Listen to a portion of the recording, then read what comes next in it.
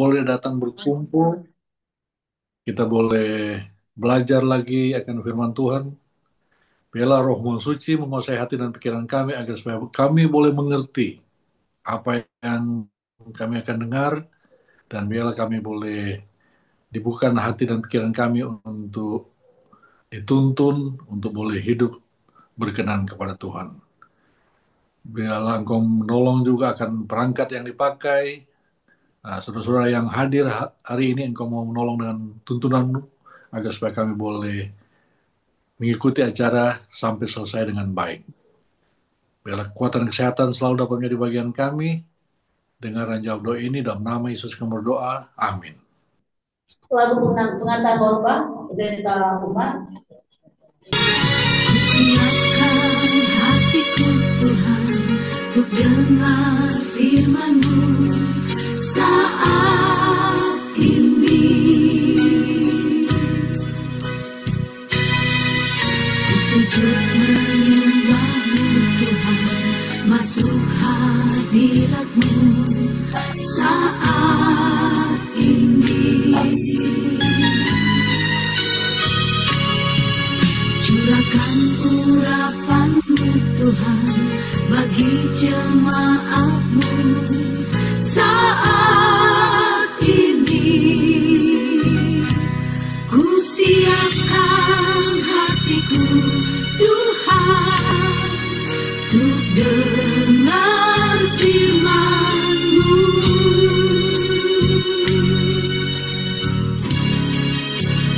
Firman-Mu tiada berubah,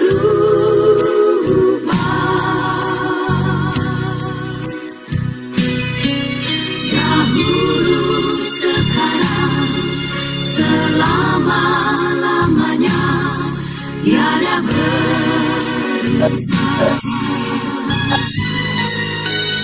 Firman-Mu penolong hidupku, ku siapkan hatiku Tuhan untuk dengar firman-Mu.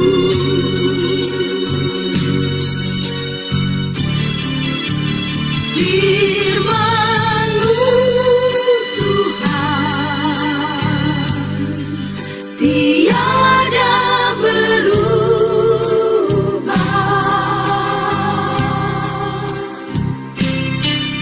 dahulu sekarang selama-lamanya tiada berubah. Firman-Mu Tuhan penolong hidupku, ku siapkan hatiku Tuhan untuk dengar firman-Mu.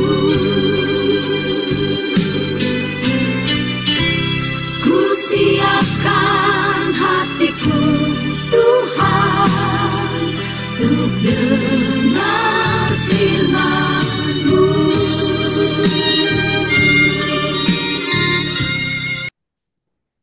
Doa pengantar khotbah pendeta umat.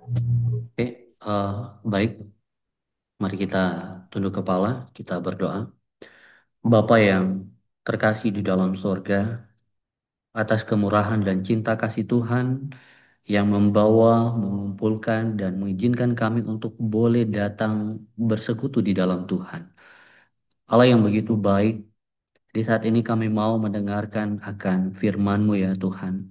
Kiranya firman yang kami dengarkan melalui hamba Tuhan, Pendeta Herlen Young, di mana boleh menjadi pengingat kepada kami sebagai umat Tuhan, dan kami mengetahui bahwa cinta kasih Tuhan dalam hidup kami yang begitu dahsyat. Biarlah pekabaran firman Tuhan ini menjadi berkat untuk pribadi maupun dalam kehidupan keluarga rumah tangga kami. Bapa yang di sorga, berkati acara ini, dan biarlah semua yang hadir baik di Zoom terlebih khusus umat-umat Tuhan yang ada di Tondano diberkati. Terima kasih Bapa di sorga, dalam nama Yesus kami berdoa dan mengucap syukur. Amin.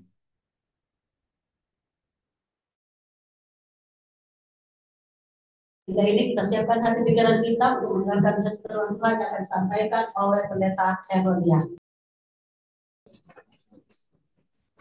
Dari 10 perintah Allah, dan kita akan membicarakan atau membahas perintah yang keempat.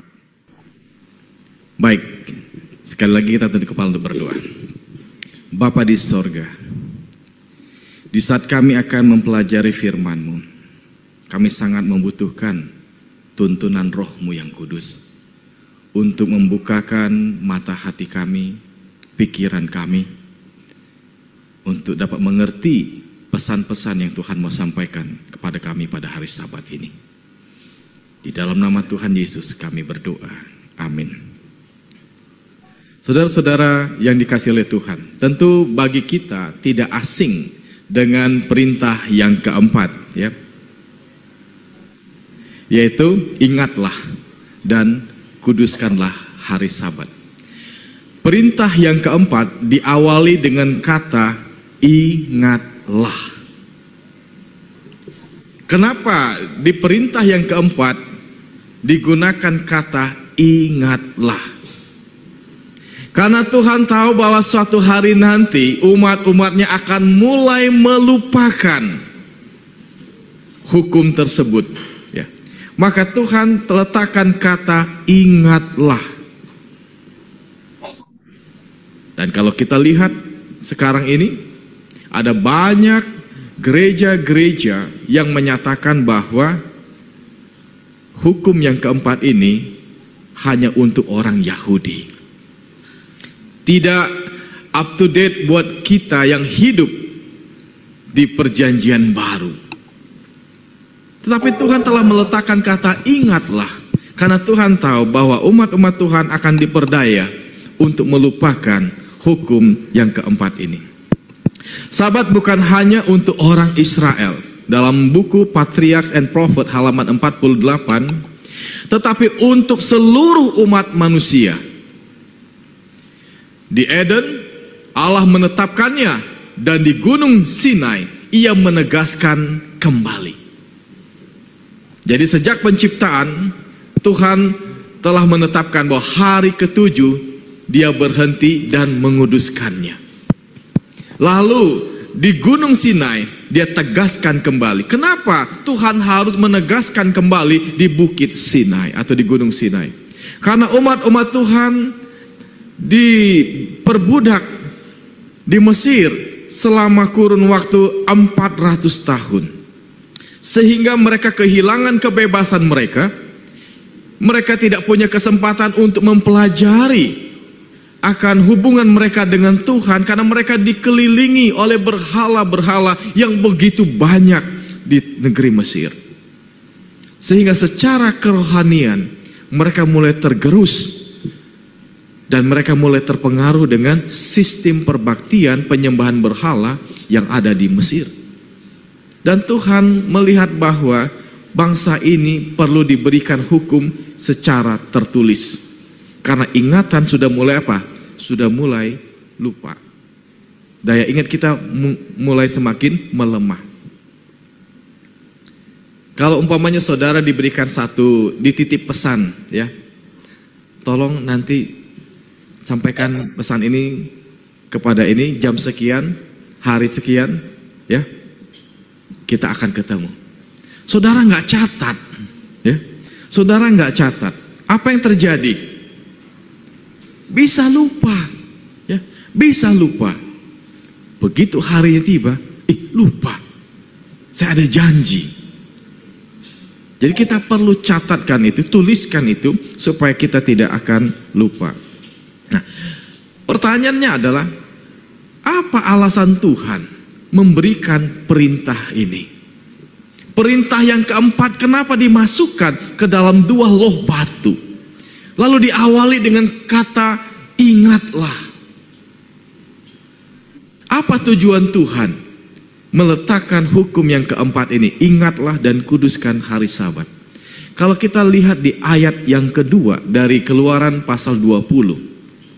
Akulah Tuhan Allahmu yang membawa kamu keluar dari Mesir, tempat di mana kamu diperbudak. Jadi pada waktu kita menerima hukum Tuhan, 10 perintah Allah, lalu di hukum yang keempat, kita mengingat, khususnya bangsa Israel, mengingat bahwa tangan Tuhanlah yang telah melepaskan mereka dari perbudakan di Mesir. Kalau bukan Tuhan yang membawa mereka keluar dari Mesir, mereka akan tetap diperbudak di Mesir. Kenapa? Mereka tidak memiliki kemampuan apapun untuk membebaskan diri dari tentara-tentara Mesir yang perkasa, yang terlatih secara militer, yang sanggup menggunakan pedang, menggunakan tombak, panah, dan mengendarai kereta-kereta berkuda. Dan mereka sangat mahir. Sementara orang-orang Israel, karena status mereka sebagai budak, mereka tidak pernah mendapatkan kesempatan pelatihan menjadi seorang prajurit. Mereka tidak tahu bagaimana menggunakan pedang. Mereka tidak tahu bagaimana menggunakan panah, tombak, dan lain-lain sebagainya. Dan mereka tidak tahu strategi apapun untuk memenangkan sebuah peperangan. Tidak heran Tuhan mendatangkan tulah, 10 tulah ke negeri Mesir. Orang-orang Israel hanya percaya saja kepada apa yang Musa katakan, dan mereka hanya menuruti apa yang Musa katakan dari firman Tuhan yang disampaikan kepada Musa. Dan mereka harus mengakui ketika mereka berhadapan dengan Laut Merah yang menghalangi jalan mereka, dan di belakang mereka tentara-tentara Mesir lengkap dengan persenjataannya, mereka hanya bisa berteriak kepada Tuhan. Dan pada waktu mereka lihat bahwa laut itu terbelah, barulah mereka sadar bahwa kelepasan mereka dari perbudakan Mesir bukan karena kontribusi mereka, tetapi karena apa? Kasih kemurahan Tuhan. Itu sebabnya dalam ayat yang kedua, akulah Tuhan Allahmu yang membawa kamu keluar dari Mesir, tempat kamu diperbudak.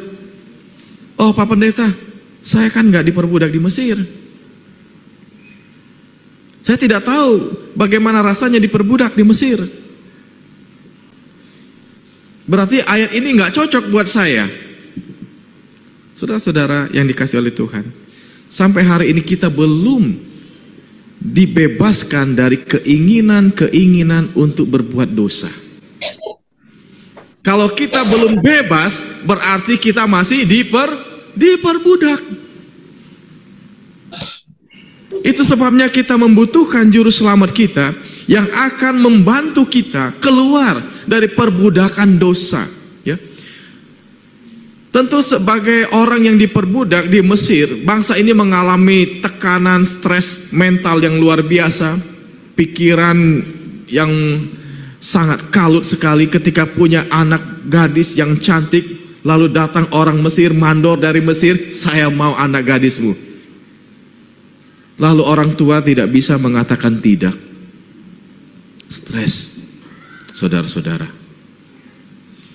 Baru dilihat bangsa ini memiliki sedikit kekayaan, lalu datang prajurit-prajurit Mesir, rampas. Hidup yang tidak membahagiakan. Jadi pada waktu mereka keluar dari Mesir dan Tuhan menetapkan Sabat kepada mereka sebagai hari perhentian, maka Sabat itu menjadi satu solusi waktu terbaik yang Allah berikan kepada umat-umatnya agar bebas dari segala tekanan-tekanan kehidupan. Bersukacita karena dapat bersekutu dengan Tuhan. Kita yang hidup pada zaman ini pontang-panting mencari pekerjaan. Ya. Bekerja itu adalah satu keharusan. Kita bekerja 5 hari, kita bekerja. Ada yang terpaksa 6 hari melanggar Sabat. Ada yang kerja lembur sampai malam supaya bisa mengumpulkan lebih banyak lagi, supaya bisa mendapatkan fasilitas rumah yang lebih baik, kendaraan yang lebih baik, bisa berliburan dan lain-lain sebagainya. Kerja keras sehingga bekerja itu menjadi satu. Apakah itu menjadi kesukaan bagi kita atau kita sudah diperbudak oleh pekerjaan dan kita hidup hanya untuk bekerja, bukan bekerja untuk hidup. Ya, beda saudara-saudara. Bekerja untuk hidup dengan hidup untuk bekerja itu berbeda. Jadi sepanjang hidup kita bekerja tanpa menikmati arti kehidupan, tanpa memiliki hubungan yang berkualitas di dalam keluarga. Ya, banyak orang di Jakarta berangkat subuh untuk menghindari macet supaya bisa tiba di kantor. Lalu pulang dari pekerjaan sampai di rumah sudah malam. Anak-anak sudah tidur. 1 minggu mereka nggak pernah ketemu, bicara dengan anak mereka, bertemu dengan muka. Apakah ini hidup yang diinginkan? Tapi pada hari Sabat mereka bisa berkumpul bersama-sama untuk menebus waktu-waktu yang telah berlalu di mana mereka kehilangan kebersamaan. Jadi Allah itu tahu bahwa manusia memerlukan hari perhentian untuk beristirahat dari pekerjaannya. Kalau kita terus-terus bekerja, maka tidak memiliki waktu istirahat, kita mengalami banyak kerugian. Fakta mengenai perlunya istirahat. Kurang istirahat dapat menimbulkan banyak penyakit, khususnya penyakit degeneratif. Istirahat sangat penting untuk kesehatan kita. Manusia memerlukan istirahat baik dalam fisik, mental, dan rohani. Kalau kita kurang istirahat, maka tubuh kita lebih lemas, mengantuk, tidak bisa konsentrasi, ya, tidak bisa konsentrasi. Dan ini bisa membahayakan kesehatan kita, membahayakan keselamatan kita. Pada waktu kita bekerja, kita nggak konsentrasi, membawa kendaraan, bisa terlelap, lalu mengalami kecelakaan. Di tempat pekerjaan, ketika kita tidak teliti menulis angka-angka, ya, kita salah tulis angka, dan itu sudah ditransfer, susah untuk menebus kembali. Jadi kita perlu ketelitian, kita perlu fokus, dan itu hanya bisa kita dapatkan kalau kita cukup istirahat. Sabat bukan hanya sekadar relaksasi. Dengan berhenti pada hari Sabat berarti juga kita mengakui ketergantungan kita sepenuhnya kepada Allah dalam penyembahan sesuai waktu yang telah dipilihnya. Kita bisa menyembah Allah pada waktu apa saja, tetapi Alkitab memberitahukan kepada kita ada waktu yang dipilih oleh Allah, yaitu hari yang ke-7 bagi umat-umat manusia untuk apa? Menyembah kepada Tuhan. Jadi kalau kita tidak mengikuti apa yang menjadi pilihan Tuhan, berarti kita tidak menghormati Tuhan. Ya. Ketika kita mengikuti apa yang dipilih oleh Tuhan, itulah sikap kita, pengakuan kita, dan penghormatan kita kepada Tuhan atas apa yang Tuhan sudah pilih dan Tuhan tetapkan bagi kita. Yesus adalah teladan kita yang sempurna. Dalam Lukas pasal 4 ayat 16, ia datang ke Nazaret dan menurut kebiasaannya pada hari Sabat dia masuk ke rumah ibadat. Ya, menurut kebiasaannya. Artinya ini ada sesuatu yang dilakukan berulang dan berulang kali. Itu adalah kebiasaan. Ya. Sama seperti kita datang ke gereja. Saudara kebiasaannya duduk di sebelah mana? Itu spontan saja. Begitu saudara masuk ke dalam ruangan gereja, kaki saudara akan mengarahkan saudara untuk duduk di tempat biasa saudara duduk. Ya.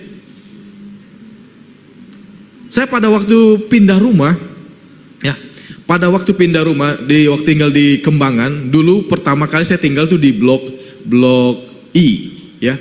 Kemudian setelah 2 tahun saya pindah ke blok H. Satu perumahan, hanya beda blok. Nah, kebiasaannya saya tuh kalau pulang selalu blok I, pulang blok I. Satu kali saya bonceng istri saya pulang ke rumah. Loh, kenapa tidak ke blok H, tapi malah ke blok I? Sampai saya, ini berarti papa belum move on ini ya. Masih senang rumah yang di blok I. Oh iya, saya lupa, tangan ini belok sendiri ke blok I, bukan ke blok H. Karena kebiasaan 2 tahun melewati jalan tersebut, secara otomatis pikiran masih apa? Masih mengarah ke blok I. Jadi Yesus punya kebiasaan ke gereja pada hari Sabat. Dan kita umat-umat Tuhan gereja Advent membangun satu kebiasaan berbakti kepada Tuhan pada hari Sabat. Sabat diciptakan untuk manusia, bukan manusia untuk Sabat. Ini adalah hari untuk menyembah Tuhan dan memperdalam kasih kepada sesama.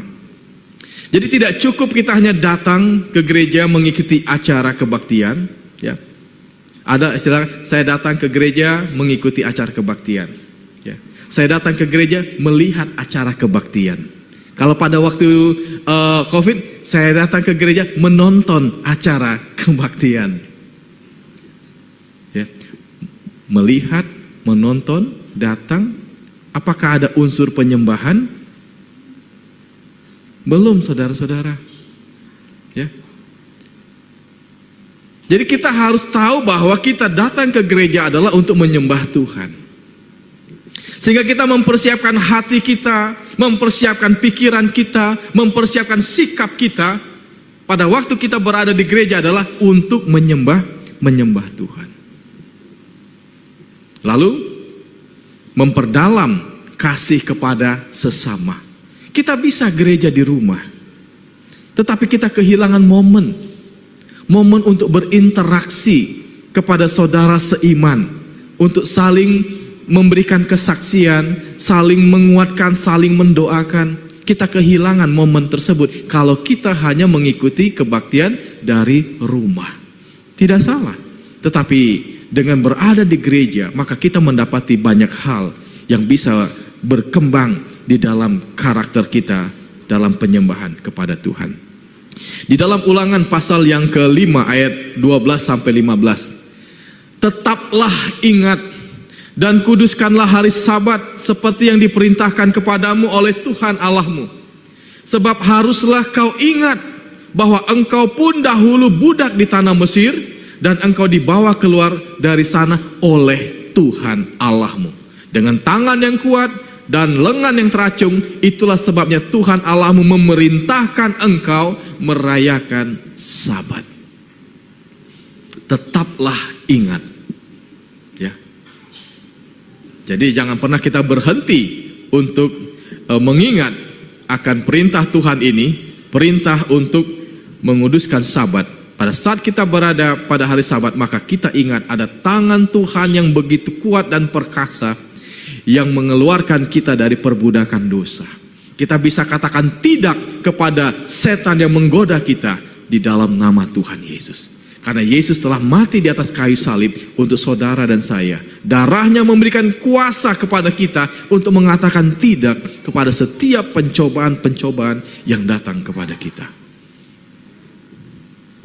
Apa alasan memelihara perintah yang keempat ini? Berdasarkan ayat tadi, maka kita dapatkan merayakan kemerdekaan dari dosa. Ulangan 5 ayat 12. Dan mengingat penciptaan, bahwa ada Allah yang menciptakan. Bahwa kita datang ke dunia ini bukan karena sebuah kebetulan, ya, tetapi karena ada rencana Tuhan yang menciptakan kita, ya. Sebab 6 hari lamanya Tuhan menjadikan, itulah sebabnya Tuhan memberkati hari Sabat dan menguduskannya. Keluaran 20 ayat 11. Mengapa kita perlu menguduskan Sabat, ya?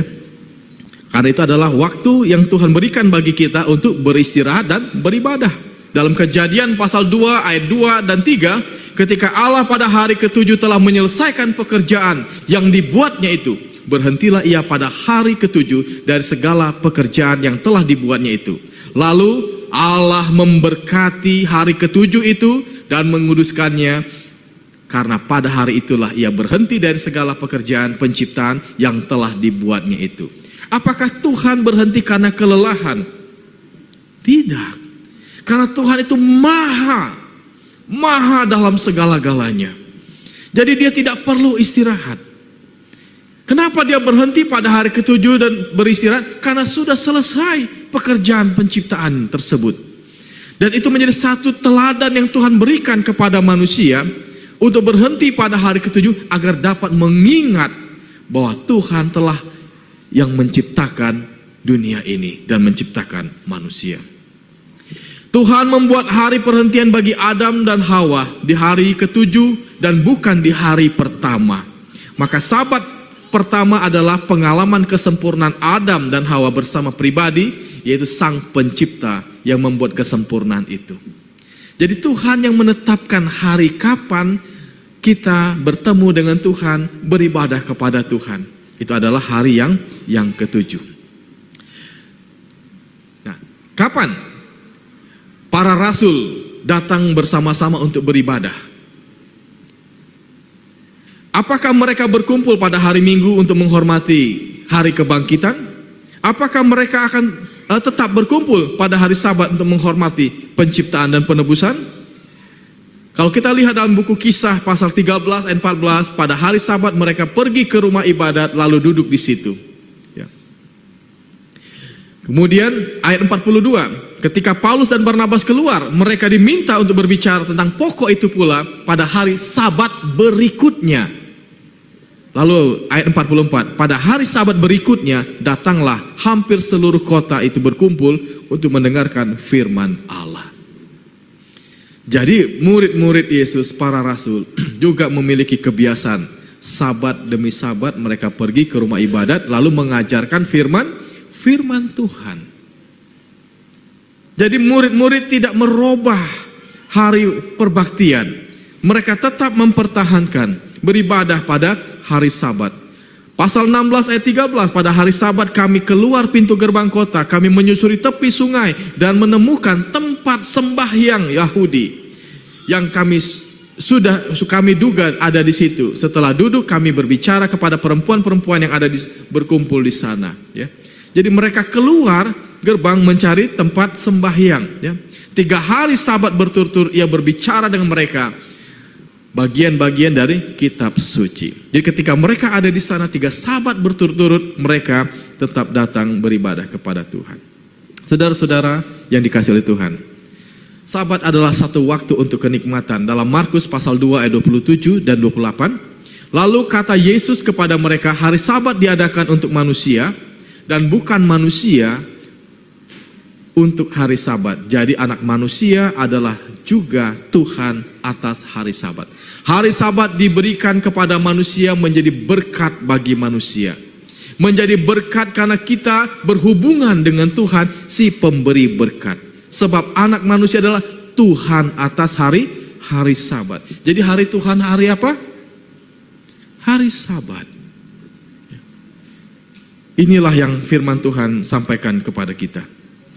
Yesus berkata pada hari Sabat bahwa Sabat diadakan untuk kepentingan manusia, bukan sebaliknya. Jadi jangan sampai Sabat itu menjadi beban bagi kita.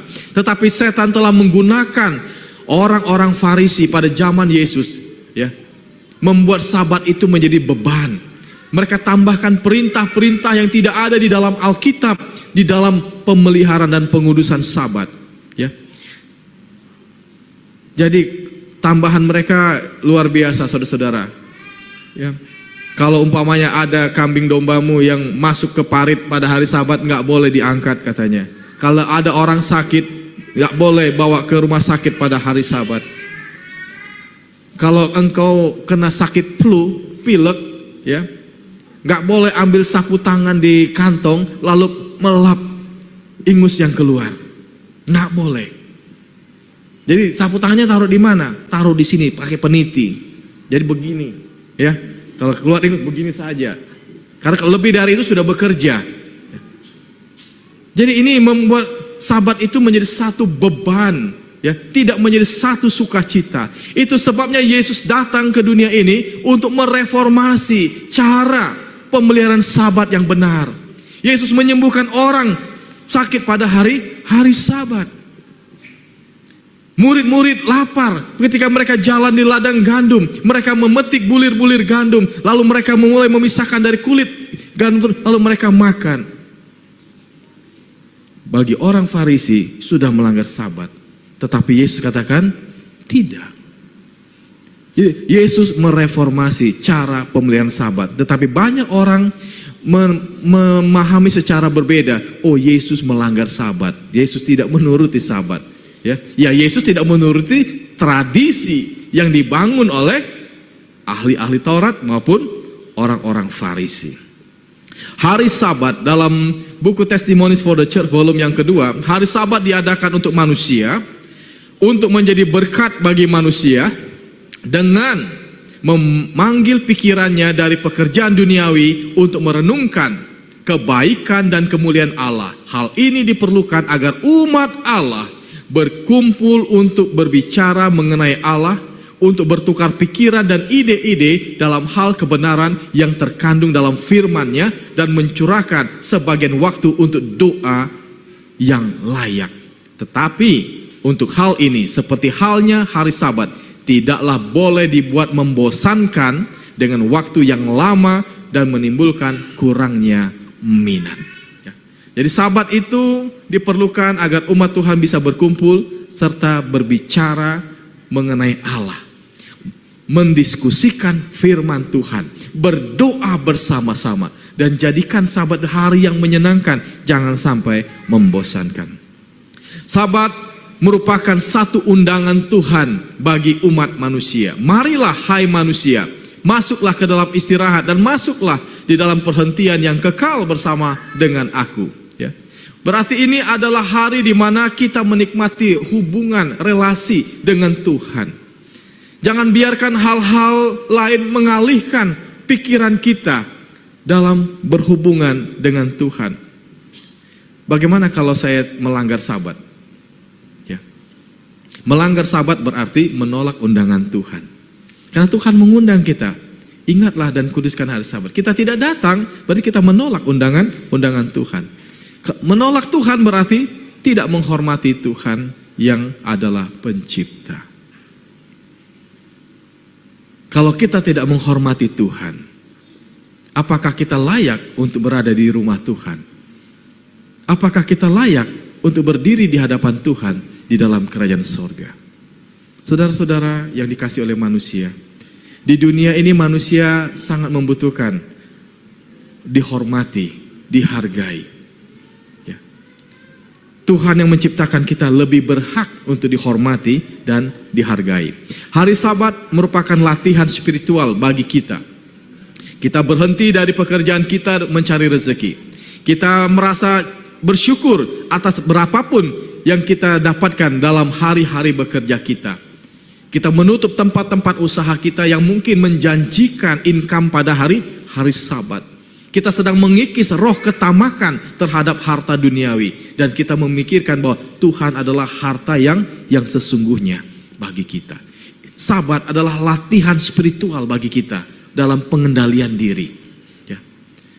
Dan bila mana kita bisa mengendalikan diri dan bergantung kepada Tuhan. Tuhan, hari Sabat saya kehilangan income. Ya. Tapi saya bergantung kepada Tuhan. Karena Engkaulah yang memberikan income penghasilan tersebut. Kita belajar beriman, bergantung kepada Tuhan. Dalam rangka untuk memelihara hari Sabat, tidaklah perlu kita menutup diri kita di balik tembok, menutup diri dari pemandangan indah dari alam dan dari bebasnya udara yang menyegarkan. Kita harus di dalam keadaan tidak membiarkan beban-beban serta transaksi bisnis yang dapat mengalihkan pikiran kita pada hari Sabat Tuhan, yang mana Dia telah kuduskan. Bahkan kita tidak boleh membiarkan pikiran kita berkutat pada hal-hal yang bersifat duniawi. Mari kita disiplin pikiran kita, fokus hari ini untuk membangun hubungan kita dengan Tuhan. Tuhan sudah kasih kita 6 hari yang lainnya untuk memikirkan usaha, pekerjaan kita, tapi Tuhan hanya minta hari Sabat, 1 hari, agar kita meninggalkan segala keuntungan duniawi dan hanya memikirkan keuntungan surgawi yang Tuhan janjikan bagi kita. Saudara-saudara yang dikasihi oleh Tuhan, mengapa setan begitu gigih untuk meniadakan perintah yang keempat? Bahkan dinubuatkan di dalam Daniel pasal 7 ayat yang ke-25 bahwa ia akan meniadakan hukum Tuhan, merubah waktu dan meniadakan hukum Tuhan.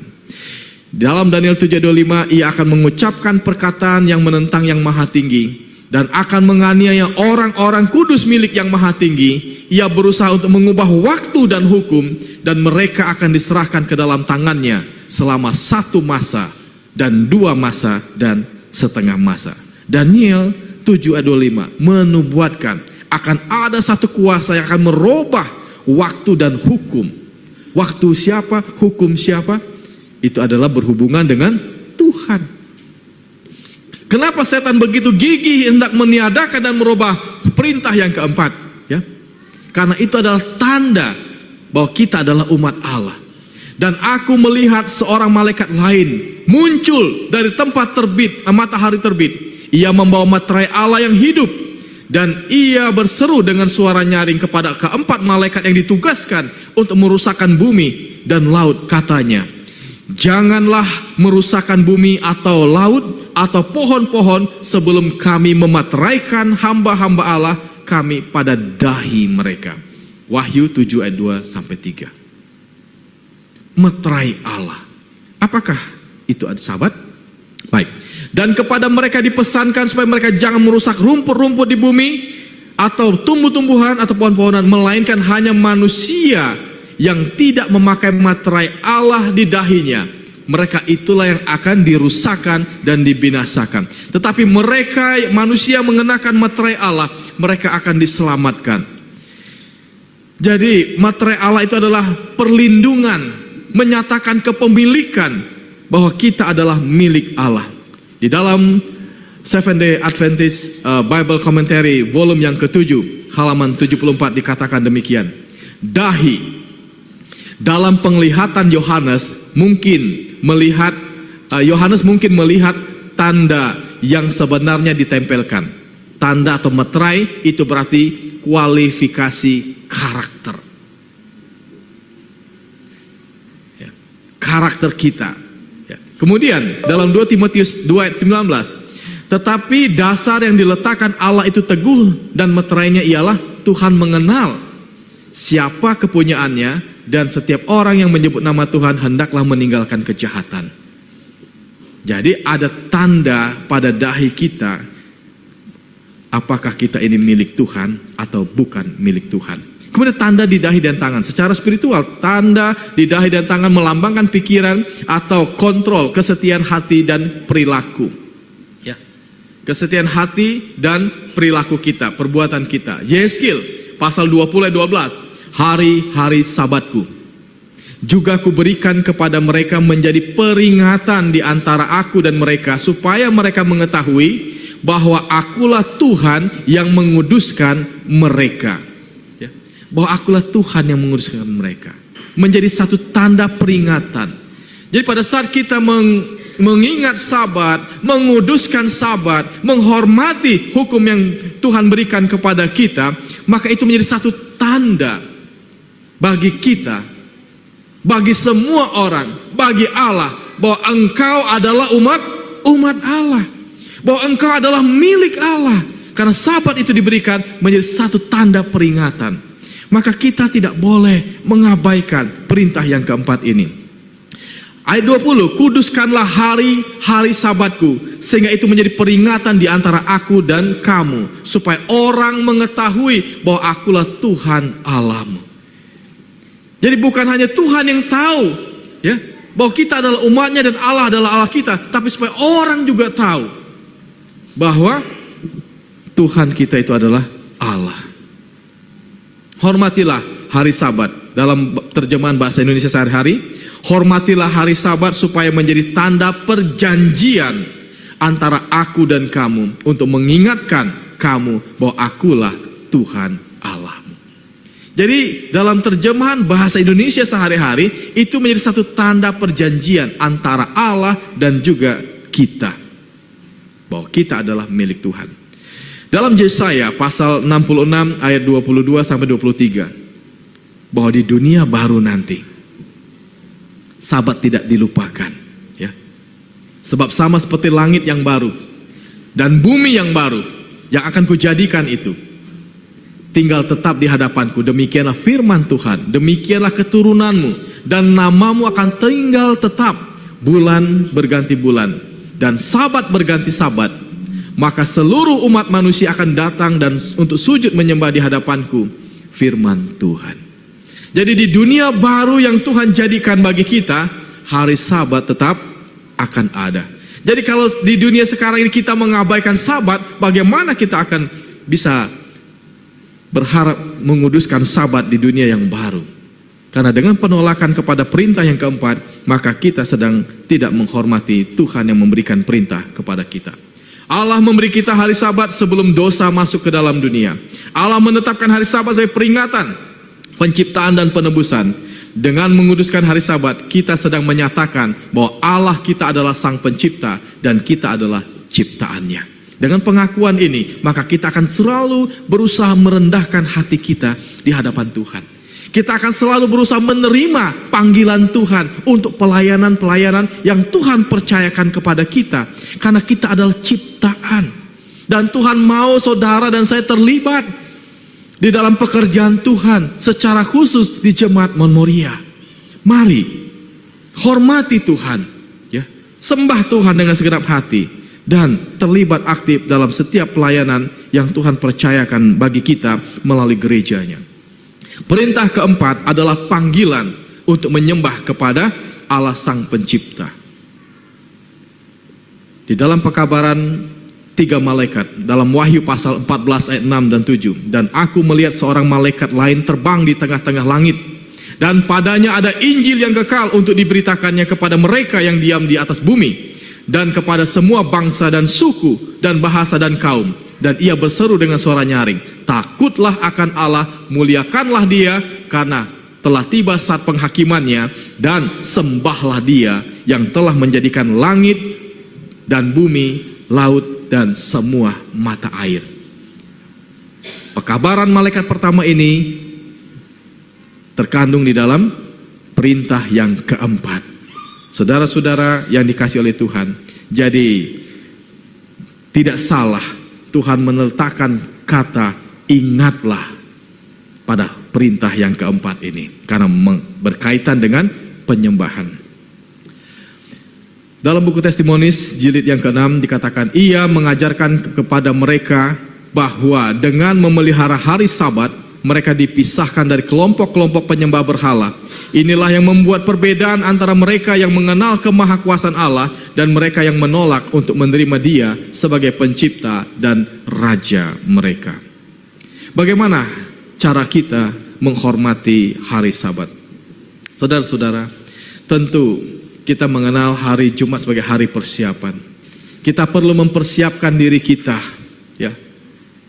Kita perlu mempersiapkan segala sesuatu supaya itu jangan dilakukan pada hari Sabat, hal-hal berbelanja dan lain-lain sebagainya. Kita perlu mempersiapkan diri kita tidur lebih awal, ya. Jangan malam Sabat itu kita tidur larut malam, sehingga pada waktu kita berada di gereja, stamina kita tidak dalam kondisi yang optimal, ya. Kita lemas, kita mengantuk dan lain-lain sebagainya. Jadi kita perlu mempersiapkan diri, tidur yang cukup. Lalu kemudian menjaga kekudusan dan fokus pada ibadah dan keluarga, ya. Pada hari Sabat fokus kepada kekudusan, lalu mengajak keluarga untuk terlibat dalam penyembahan kepada Tuhan.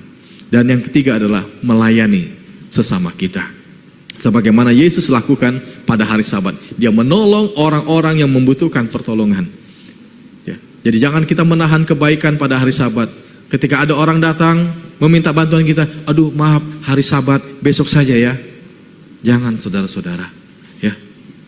Kalau apa yang bisa kita bantu, kita bantu.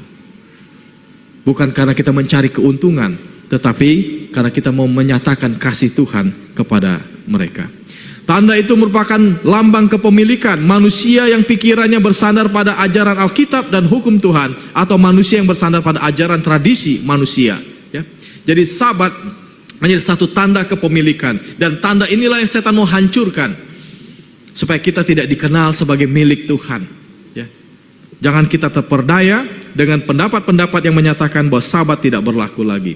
Dalam buku Kemenangan Akhir halaman 54, setan yang bekerja melalui pemimpin-pemimpin gereja yang tidak suci memalsukan hukum keempat dan mencoba menyingkirkan hari Sabat zaman dulu, hari yang telah diberkati dan dikuduskan dalam Kejadian 2 ayat 2 dan 3, dan sebagai gantinya meninggikan hari berpesta orang kafir sebagai hari matahari yang patut dihormati. Dan ini sudah dinasihatkan oleh Ellen White dalam buku Kemenangan Akhir. Ada upaya-upaya setan melalui pemimpin-pemimpin gereja, melalui para ahli-ahli teologi untuk mengaburkan terang daripada hari Sabat. Saudara-saudara, kita yang menerima panggilan Tuhan, kita yang menyatakan diri sebagai umat yang sisa pada akhir zaman, mari tunjukkanlah sikap yang benar dalam menerima perintah yang keempat, dalam menghormati Allah kita.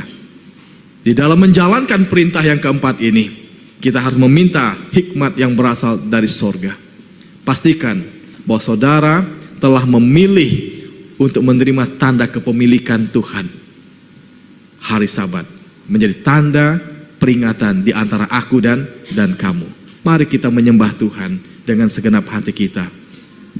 Mari setiap hari kita tunjukkan sikap kita sebagai anak Tuhan yang telah dimenangkan, yang telah lahir baru. Sehingga orang yang berhubungan dengan kita, mereka juga akan rindu untuk datang kepada Tuhan dan bersekutu bersama-sama menyembah Tuhan pada hari Sabat. Tuhan kiranya memberkati kita. Amin. Terima kasih sekali lagi kepada pendeta yang sudah membagikan kebenaran firman Tuhan.